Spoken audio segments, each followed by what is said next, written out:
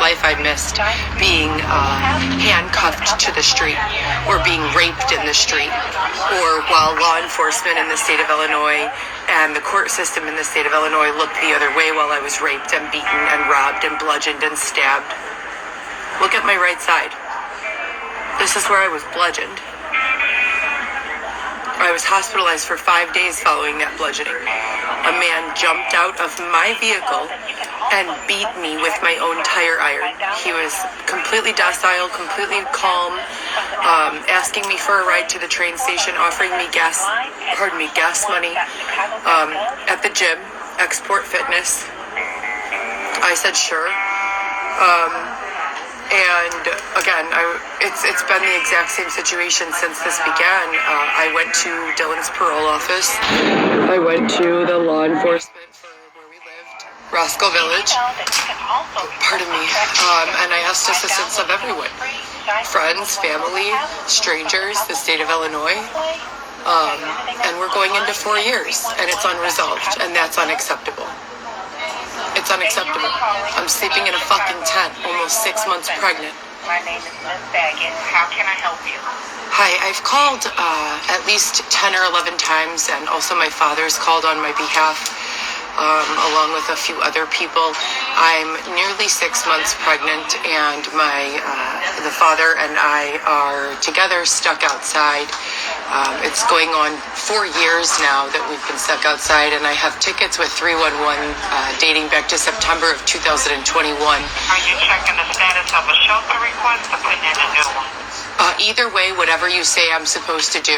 Just, again, I record all of these live, and I take proof. So you have to let me know what it is that you want to do. Well, if I don't have, I just called the day before yesterday. Right? So if there's already a request there, I mean, I don't work for the city and I don't place people in shelters. I don't know the policy. That would be your job, not mine, right? So what did you want to do today? Is there an open ticket? You said you called in yesterday. I said the day before yesterday. Excuse me? Yeah, I do. Okay, so if your request is in the system for shelter, they'll contact you when they have something available. They don't give us the date or time frame. So I'm just supposed to lay in the street 6 months pregnant? Just... Hospital, police station. Yeah, I've gone to every area hospital and police station. They don't do anything. We have live video of me walking into all of the hospitals and police stations. They haven't assisted us at all. Put in the service request for shelter. I'm sorry?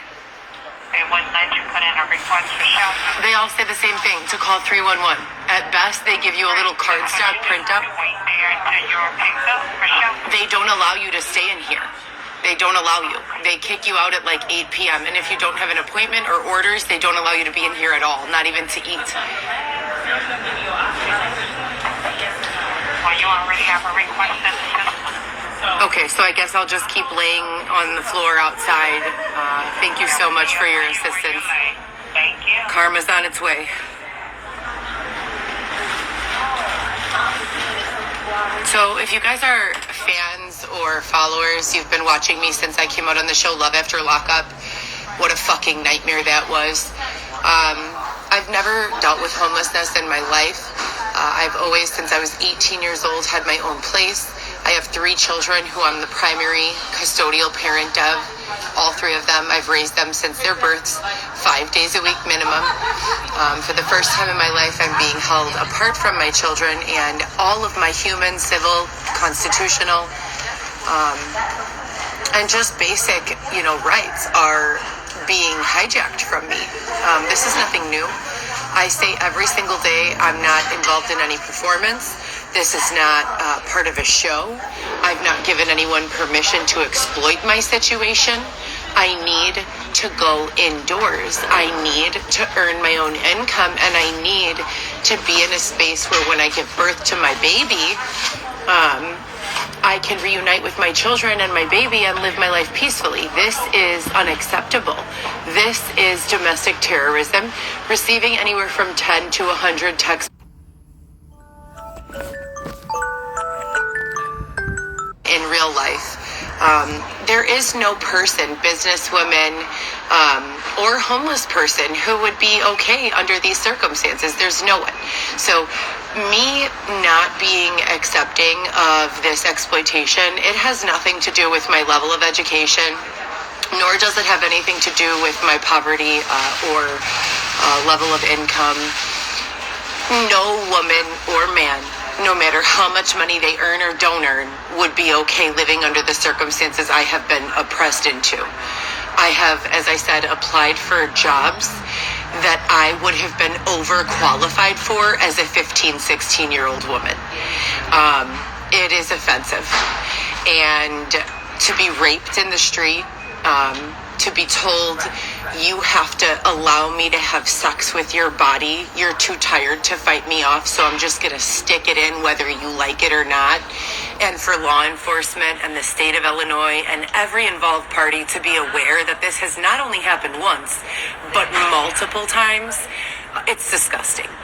I'm disgusted to live in a state that allows this type of behavior, and I'm disgusted to be a part of a community where the other people look the other way and allow this type of behavior to continue. Xavier and I just went to St. Joseph's for my ultrasound. This is the second ultrasound I've had for the second trimester. We did find out the gender of the baby. I've sent out another 10 to 20 resumes as well as applied to regular jobs. I went into staffing agencies for factories. They said that there is no work. Things are very slow right now. That's what I always did historically during pregnancy, because it's difficult to find a job during pregnancy that's a permanent job. To get into a factory on a temporary basis while you're pregnant is no big deal, because it's a day-by-day opportunity, you know? So we walked 10 or 15 hours to Logan Square.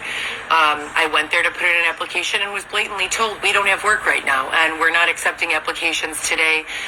We might be accepting applications Thursday. So when you're in this position with no transportation and everything we have is on a luggage cart, it's nearly impossible to remove yourself, and that's why the situation is so exploitative.